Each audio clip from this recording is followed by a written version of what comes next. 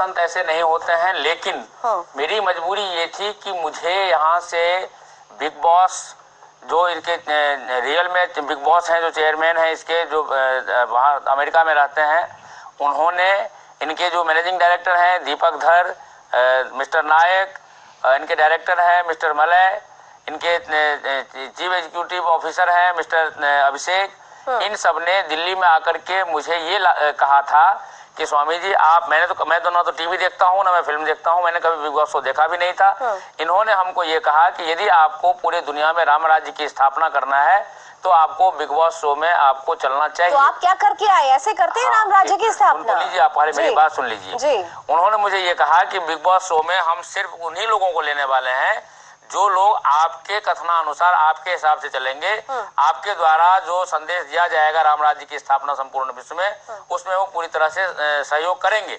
लेकिन हुआ ठीक उल्टा उसके।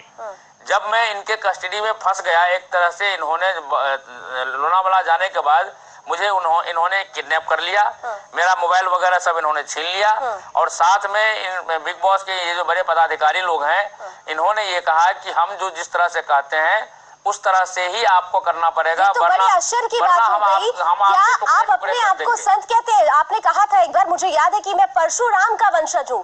परशुराम ने किस तरीके से धरती पर विजय प्राप्त किया था, आप एक बिग बॉस के शो में विजय नहीं प्राप्त कर पाए। आप क्या हरकत कर रहे थे? वो इसीलिए क्योंकि मेरा लाइसेंसी रिवॉल्वर इन्होंने नहीं ले जाने दिया। रिवॉल्वर होता, रिवॉल्वर से ही सब कुछ होता है। क्या आप अपने व्यक्तित्व से, आप अपने व्यवहार से संत समाज के लिए एक अच्छा प्रोजेक्शन नहीं दे सकते थे? आपने क्या व्यवहार किया? आप मांस खाने से आपने गुरेज नहीं किया, आप लड़कियों के साथ डांस करने से गुरेज नहीं कर रहे थे, आप कपड़े उतारने से गुरेज नहीं कर रहे थे। ISI एजेंट इनका दाऊद इब्राहिम का दोस्त, हफीज का दोस्त सलमान, और ये कट्टर हिंदू विरोधी सलमान खान ने मेरे साथ साजिश के तहत अपने घर से बैगन की सब्जी लेकर के आया था, और मुझे ये मैसेज दिया। और तभी आप कहते हैं, डायलॉग करते कि मैंने जब अंडे की भुर्जी खा ली है तो मैं बहुत सारी चीजें खाने के लिए तैयार हूँ। बिल्कुल ठीक बात है, बिल्कुल ठीक बात है। भले ही स्वामी जी इसका विरोध करते हैं जैसे कभी कह रहे थे, लेकिन मुझे जिस वक्त ये सब कराया गया, लंच में मुझे बैगन की सब्जी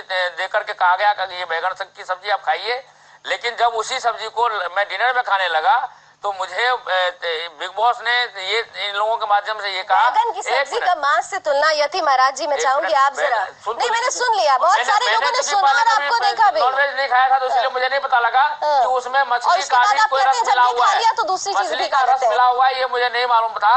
लेकिन जब मुझे मालूम हुआ कि मेरा धर्म भ्रष्ट कर ही चुके हैं ये, तो उसके बाद फिर मैंने वहाँ ये कहा, क्या मैंने उसको खाया कि यदि ये मेरा धर्म भ्रष्ट करने में, गलती ईश्वर माफ कर देता है, गलती ईश्वर माफ कर देता है, लेकिन जानबूझ के आपने किया। और सलमान खान ये अगर करा रहे थे तो आपने सलमान खान को की जी में जी क्यों मिलाई? क्यों नहीं सलमान खान के विरोध में आप खड़े हुए? क्योंकि मैं वहाँ किडनैप था। कि आपको शो से टीआरपी चाहिए थी, आप जानते थे कि सबसे ज्यादा अगर आप लाइमलाइट में आ रहे हैं तो अपनी एक्टिंग के जरिए आ रहे हैं। मुझे अपनी जान बचानी थी। आप ये देखिए, लोनावाला में भी, कल लोनावाला में भी मैंने परसों FIR दर्ज कराया है बिग बॉस के खिलाफ।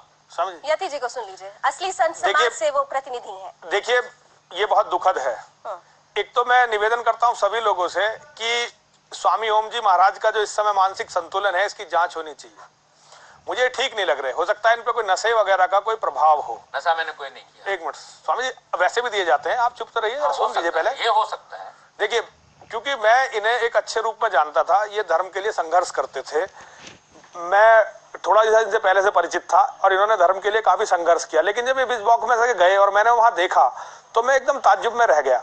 और आज ये जैसे बाहर आए हैं, इन्होंने बताया कि इन्हें किडनैप करके रखा गया था, इसकी भी जांच होनी चाहिए। बिल्कुल। ये जो करके आए हैं वो तो सबके सामने है, मैं उस पर क्या बोलूं, लेकिन इसके अंदर का जो गहन षड्यंत्र है हमें उसे भी समझना पड़ेगा। आज पूरी दुनिया के अंदर वो शक्तियां बहुत शक्तिशाली हैं जो भारत से सनातन धर्म को समाप्त करना चाहती हैं। ये हमारा दुर्भाग्य है कि हमारे लोग उनका हथियार बन रहे हैं, हमारे लोग उनका औजार बन रहे हैं। और ये संत समाज की सबसे बड़ी कमी है कि संत समाज में कोई अनुशासन नहीं है। हम में से सब फ्री है, कोई कुछ भी कहने लगे, अपने आप को स्वामी बताने लगे, संत बताने लगे, जगत गुरु शंकराचार्य बताने लगे, महामंडलेश्वर बताने लगे। पिछले 1 साल में अगर आप देखेंगे तो ऐसे मामलों की बाढ़ सी आ गई है जहां संतों को विवादों में धकेला गया है। इसके पीछे गहन जांच की जरूरत है। और आज सारे संत समाज के लिए ये आत्म मंथन का समय है। सारे संत समाज के लिए, संत समाज को सोचना पड़ेगा कि क्यों बार बार संत समाज